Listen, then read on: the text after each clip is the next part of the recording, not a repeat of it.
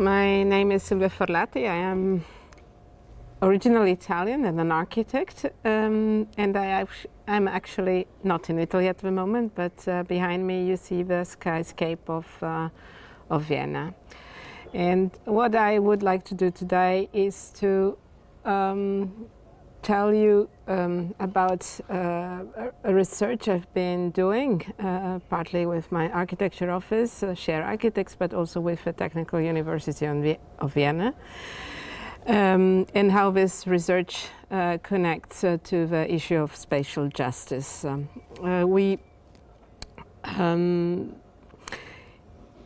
The issue of the research is about mixed use and how can we support mixed use in the creation of new urban quarters, but also in existing situation. And I guess the first question one has to answer is, what does this have to do with spatial justice? Well, we're coming from, our starting point is the situation in Vienna, and you see it in the background of here. And one of the things Vienna is famous about is its housing programs, and its affordable housing programs, which, and I think it's a lot of special justice can be seen in the possibility of people to have appropriate housing. But there is a level which is, I think, perceivable in Vienna, which goes beyond housing, and it's the issue of creating affordable cities as a whole. And to do that, you also need to create not only affordable housing spaces, but also affordable working spaces of different kinds. And that was a bit the starting point of the research, and I'm going to tell you about a couple of issues we have been looking into and which I think might be interesting to develop and to consider also in our contexts. One of the first issue that one can confront when looking at how to create mixed use, or how to improve the amount of non-housing spaces when you develop new part of a city, has to do with regulatory frameworks, which are very strongly focused on, here in Austria, here in Vienna, in creating affordability for housing, and often results in creating monofunctional pieces of a city where people are only able to live, but where there is there are not very much other things than flats. Maybe there are parks, but when you think, okay, where can I maybe have a coffee, or where can where can I find something which is not a standard supermarket? The answer is often nowhere. And this is quite a challenge to think, how can we change this? The city has been doing some experiments about this with different results, but for sure there is a lack of instrument and a lack of also financing possibilities to create affordable spaces which are for non-living uses. And RV spaces, that's maybe the second issue. RV spaces important, and we think they are, because they allow people to not only to maybe to create different live-work patterns within the urban texture, and also they create spaces where initiatives and collaborations and cooperations can start. So what we have done is to look at existing situations in the city and to start to map which kind of spaces which are there, and that are affordable and open to other users that are not living. And we have seen, of course, that in existing and older pieces of the city there are quite a lot of them, and in the new parts of the city they are missing. So where do these spaces come from? It's clear because the pressure to create a revenue is in older buildings not as high as in new buildings. So this kind of spaces are more easy to be found in existing and older pieces of the town. What we did is, with a group of students in the framework of a research project which is called Mixing is Possible, or Mischung possible, we mapped in a certain area of town in the north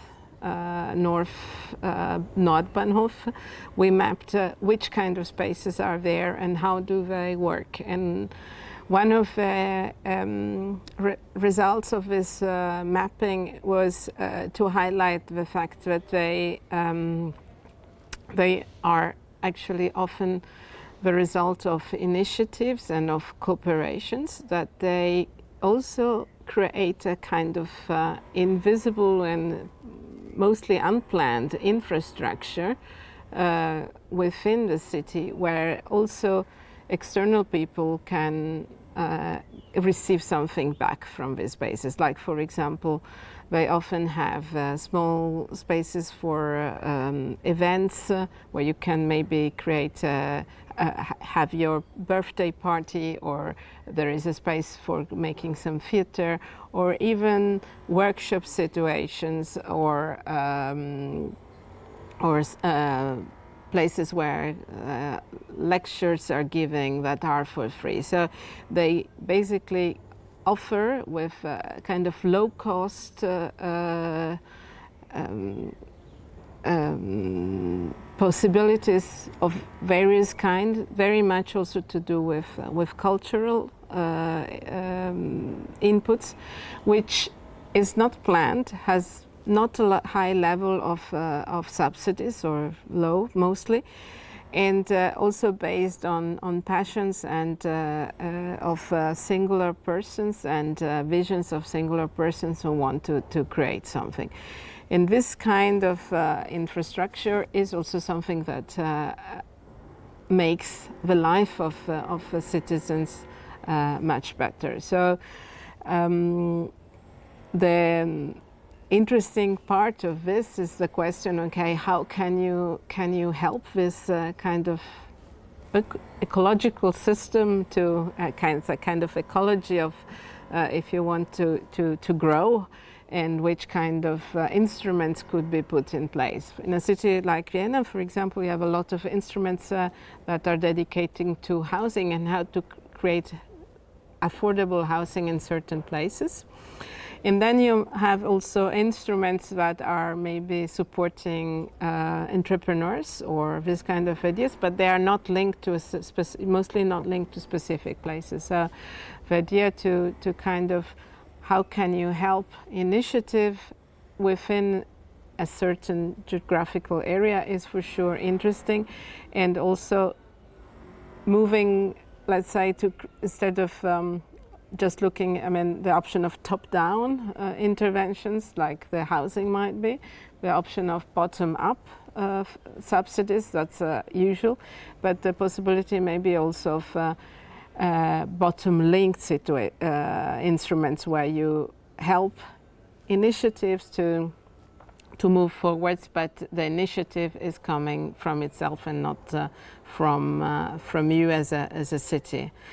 And in the frame of this thinking and of a research project, there was also a collaboration with a very interesting social enterprise, which is called Imgrätzl, where and that is focused on creating visibility, online visibility, and networking for local, they called lokale Anbieterinnen, so local initiatives, local makers, and with them, and in the frame of research, there was an online tool that was developed, which is called the Raumteiler, which allows different people, so people that are looking for, that connects people that are looking for spaces with people that are able to offer spaces because they are willing to share their own working space. And this kind of tool, it was has been developed for the whole city and applied to and offered to the whole city, and has become a very successful solution for this that helps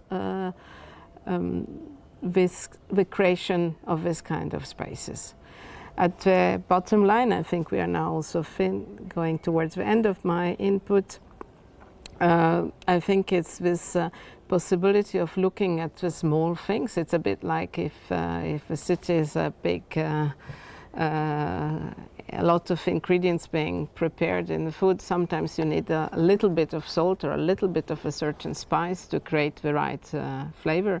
And I think this kind of small and maybe also in a certain perspective marginal spaces are also the ones that can create a special flavor, and that's why and also create for everybody a better flavor. So that's where I think the issue of special justice might be also of relevance in this point of view.